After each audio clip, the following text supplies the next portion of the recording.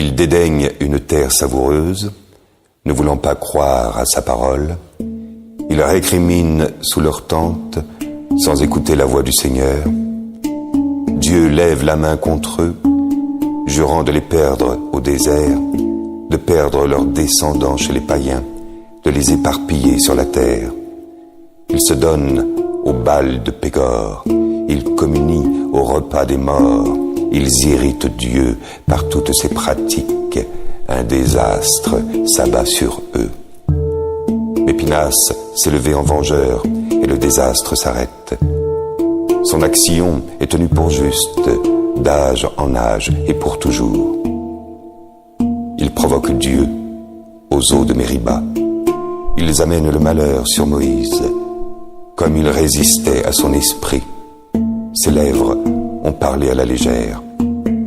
Refusant de supprimer les peuples que le Seigneur leur avait désignés, ils vont se mêler aux païens. Ils apprennent leur manière d'agir. Alors, ils servent leurs idoles, et pour eux, c'est un piège.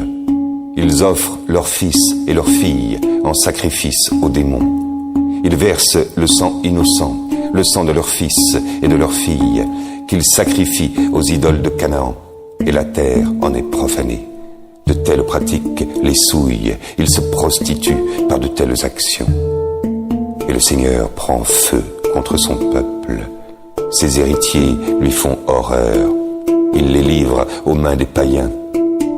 Leurs ennemis deviennent leurs maîtres. Ils sont opprimés par l'adversaire. Sa main s'appesantit sur eux. Tant de fois délivrés par Dieu, ils s'obstinent dans leur idée, ils s'enfoncent dans leur faute, et lui regarde leur détresse quand il entend leurs cris. Il se souvient de son alliance avec eux. Dans son amour fidèle, il se ravise. Il leur donna de trouver grâce devant ceux qui les tenaient captifs. Sauve-nous, Seigneur notre Dieu. Rassemble-nous du milieu des païens, que nous rendions grâce à ton saint nom, fiers de chanter ta louange. Béni soit le Seigneur, le Dieu d'Israël, depuis toujours et pour la suite des temps. Et tout le peuple dira Amen. Amen.